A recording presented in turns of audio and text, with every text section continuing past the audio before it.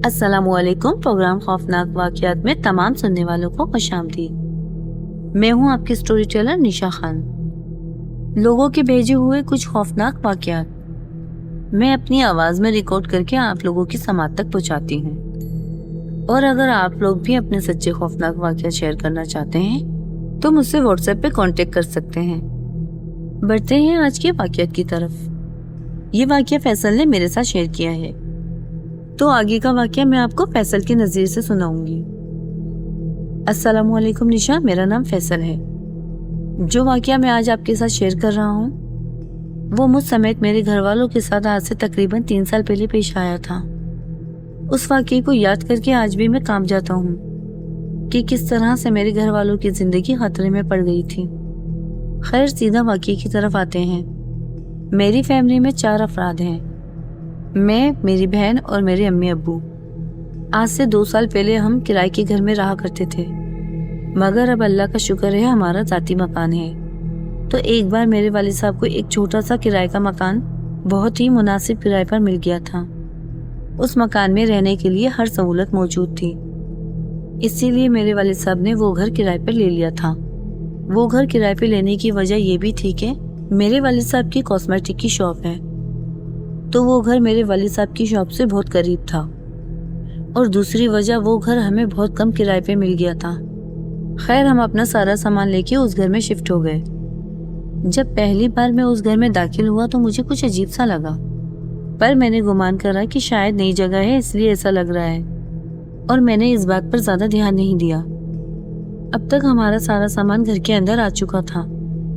मेरी अम्मी और बहन घर की सेटिंग करने में मसरूफ़ हो गई थी। तभी मेरी नज़र कमरे के दरवाजे पर गई। दरवाजे के ऊपर कुछ धागे लटक रहे थे। मैंने करीब जाकर देखा तो वो सफ़ेद धागे थे जो कि खून में संधे हुए थे। ये देखकर मुझे बहुत अजीब लगा और ये बात मैंने अपने वालिद साहब को भी बताई। ये सब सुनकर मेरे वालिद साहब कहने लगे कि ये बात तुम अपने तक ही रखो, अपनी अम्मी और बहन से इस बारे में जिक्र मत करना, वरना खामखा वो वहम में पड़ जाएंगी। मैं और अब्बू इस बारे में बात कर ही रहे थे कि तभी अचानक अम्मी की चीखने की आवाज़ आई। हमने वहां जाकर देखा तो अम्मी बहुत घबराई हुई थी। मैंने अम्मी से पूछा, अम्मी क्या हुआ है? आपकी चीखने की आवाज़ आई थी, आप इतना घबराई हुई क्यों हैं? तो अम्मी ने कहा कि गुसल खाने में खून पड़ा हुआ है। तो अब्बू ने गुसल खाने में जाकर देखा, वहाँ वाकई खून पड़ा हुआ था। फिर अब्बू ने पानी से वो खून साफ कर दिया। लेकिन जब हम लोग घर की सफाई कर रहे थे तो हमें घर के कोनों में से वैसे ही खून में संधे हुए धागे मिले। यहाँ तक कि किचन के कैबिनेट में से भी हमें वैसे ही धागे नजर आए। ये सब देखकर हम थोड़ा खौफ में आ गए थे। तो अब्बू ने मालिक मकान को कॉल लगाकर ये सब बातें बताई। मालिक मकान कहने लगा, काफ़ी टाइम से ये घर खाली पड़ा था, हो सकता है किसी कीड़े का ये काम हो, आप फिक्र ना करें, इत्मीनान से इस घर में रहें। और इतना कहकर मालिक मकान ने बात टाल दी। लेकिन हम सब लोग ये समझ चुके थे कि ये काम किसी कीड़े का नहीं हो सकता, मगर फिर भी हम लोग उस घर में रहने पर मजबूर थे, क्योंकि हमने 6 माह का एडवांस किराया जमा करवा दिया था। और पहली ही रात में हम सब लोग ये समझ चुके थे कि यहाँ रहना जानलेवा हो सकता है। दरअसल उसी दिन शाम को जब मेरी बहन गुसल खाने में नहाने के लिए गई, तभी अचानक से गुसल खाने में किसी की गिनने की आवाज़ आई। हम लोग वहाँ पहुँचे तो देखा कि दरवाज़ा अंदर से बंद है। अम्मी अब्बू ने बहन को काफ़ी आवाज़ें दी, लेकिन अंदर से बहन की आवाज़ नहीं आई। तो हम लोग बहुत डर गए थे और हमने दरवाज़ा तोड़ दिया। हमने देखा कि मेरी बहन अंदर बेहोश पड़ी है, तो हम उसे कमरे तक लेकर आए। मेरी बहन को 10 से 15 मिनट बाद होश आया। होश में आने के बाद उसने हमें बताया कि गुसलखाने की दीवार में मुझे एक बूढ़ी औरत नजर आई, जिसने मेरा सर दीवार से दे मारा। इसके बाद मैं बेहोश हो गई। बहन की ये बातें सुनकर हम लोग काफ़ी डर गए थे और वो रात हम सब ने जाग कर गुजारी और अल्लाह का नाम लेते रहे। हम लोगों ने फैसला कर लिया था कि ये घर अब हम खाली कर देंगे, भले हमारा 6 माह का एडवांस भी हमें वापस ना मिले, लेकिन हम इस घर में नहीं रहेंगे। और सुबह होते ही अब्बू एजेंसी पे गए और दूसरा मकान किराए पे लेने के लिए लिखवा कर आए।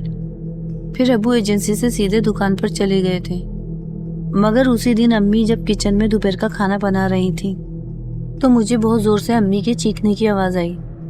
मैं और मेरी बहन ने जाकर देखा तो अम्मी बहुत डरी हुई थी। اور گیس سلنڈر میں آگ بھی لگی ہوئی تھی۔ میں نے فوراً سے گیلے کپڑے کی مدد سے سلنڈر کی آگ بجھائی۔ پھر میں نے امی کو پانی پلایا۔ جب امی تھوڑا ڈر سے باہر آئیں تو امی نے بتایا کہ اس گھر میں ایک بہت خوفناک بوڑھی عورت کا سایہ ہے، اور اس عورت کی پرچھائی دیوار پہ صاف واضح تھی، جسے دیکھ کر میں بہت ڈر گئی۔ امی کی یہ باتیں سن کر تو ہم بھی خوفزدہ ہو گئے تھے۔ ہم سب لوگ بہت ڈر چکے تھے۔ ابو کو کال کر کے فوراً گھر بلایا۔ ابو نے بھی یہی کہا کہ آج رات اس گھر میں گزار لو، کل ہم لوگ اس گھر سے چلے جائیں گے، چاہے ہمیں سڑک پر ہی کیوں نہ رہنا پڑے، مگر ہم ہرگز اس گھر میں نہیں رہیں گے۔ پھر ابو نے کال کر کے یہ ساری باتیں اپنے دوست کو بتائیں تو ابو کے دوست نے کہا کہ تم فکر مت کرو، میرے گھر کا اوپر والا پورشن خالی ہے، تم سب لوگ وہاں شفٹ ہو جاؤ۔ یہ سن کر ہم سب لوگ کافی اطمینان میں آ گئے تھے کہ کل ہم لوگ اس گھر سے چلے جائیں گے۔ اب اس گھر میں ہمیں بس آج کی رات گزارنی تھی، لیکن یہ ہماری زندگی کی سب سے بڑی غلطی تھی۔ ہمیں اسی وقت وہاں سے نکل جانا چاہیے تھا۔ ہم سب لوگ بہت ڈرے ہوئے تھے، اسی لیے ہم چاروں ایک ہی کمرے میں سوئے۔ اب رات کے تقریباً 3 بجے کا وقت تھا کہ مجھے کسی کے رونے کی آواز آئی۔ میں نے اٹھ کر دیکھا تو ابو رو رہے تھے اور ان کی سانس بہت زیادہ پھول رہی تھی۔ میں نے فوراً سے بہن اور امی کو اٹھایا۔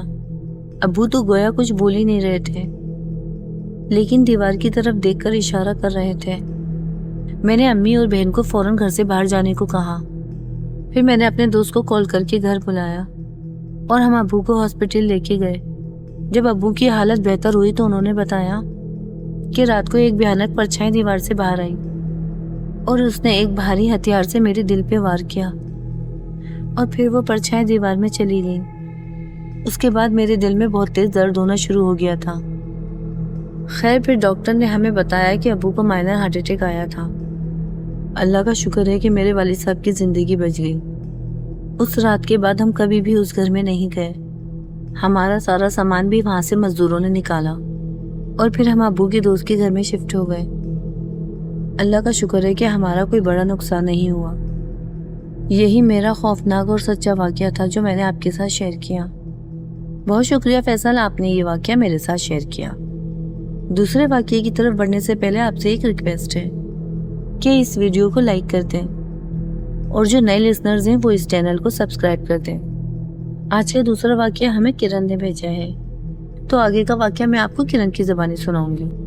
السلام علیکم، میرا نام کرن ہے اور میں کراچی کی رہائشی ہوں۔ آج جو واقعہ میں آپ کو بتانے جا رہی ہوں یہ میرے بھائی کا ہے۔ تو واقعہ کچھ یوں ہے کہ میرے بھائی ایک سرکاری نوکری کیا کرتے تھے۔ اسکول میں وہ گارڈ کی نوکری کیا کرتے تھے اور ان کی ڈیوٹی رات میں ہوا کرتی تھی، اور میرے بھائی اب اس دنیا میں نہیں ہیں۔ یہ واقعہ آج سے تقریباً 15 سال پہلے کا ہے۔ ہوا یہ تھا کہ ایک دن میرے بھائی گھر سے ڈیوٹی کے لیے نکلے۔ ان کی ڈیوٹی رات 9 بجے سے صبح 9 بجے تک ہوتی تھی، تو وہ رات 9 بجے گھر سے نکل گئے تھے، اور روز کا ان کا معمول تھا کہ جب بھی وہ ڈیوٹی پہ جاتے تو رات 1-2 بجے تک وہ اپنے دوستوں کے ساتھ بیٹھتے تھے اور گپ شپ کرتے اور لوڈو وغیرہ کھیلتے۔ لیکن جب رات زیادہ ہونے لگتی تو میرے بھائی کے دوست اپنے اپنے گھر چلے جاتے، لیکن چونکہ میرے بھائی کی ڈیوٹی ہوتی تھی تو وہ وہاں اسکول میں ہی پہرے داری دیا کرتے تھے۔ تو معمول کے مطابق میرے بھائی چوکی داری کر رہے تھے کہ اچانک انہیں محسوس ہوا کہ اسکول کے گراؤنڈ میں کوئی آیا ہے۔ تو انہوں نے سوچا کہ شاید کوئی چور ہو، میں دیکھتا ہوں۔ تو میرے بھائی اس کے پیچھے پیچھے گئے۔ میرے بھائی کو کسی کے چلنے کی آہٹ سنائی دی، تو وہ اسی آواز کو سنتے ہوئے اسکول کے اندر گئے جہاں کلاس روم تھے۔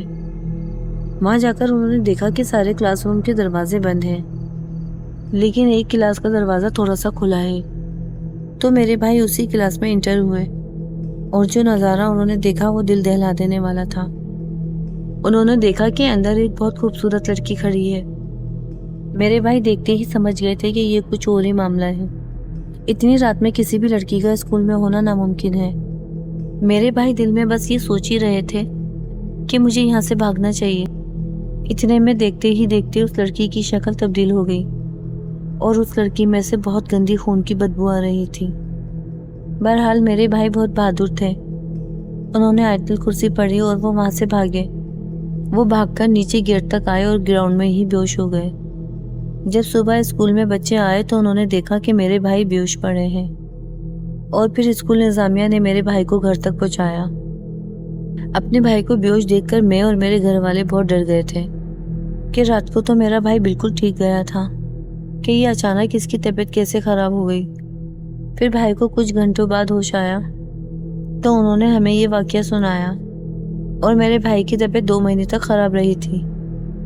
میرے بھائی بولتے تھے کہ میں یہ واقعہ کبھی نہیں بھول سکتا جو میں نے اپنے ہوش میں رہ کر ایک بدروح کو دیکھا، اور کچھ سالوں بعد میرے بھائی کی ڈیتھ ہو گئی۔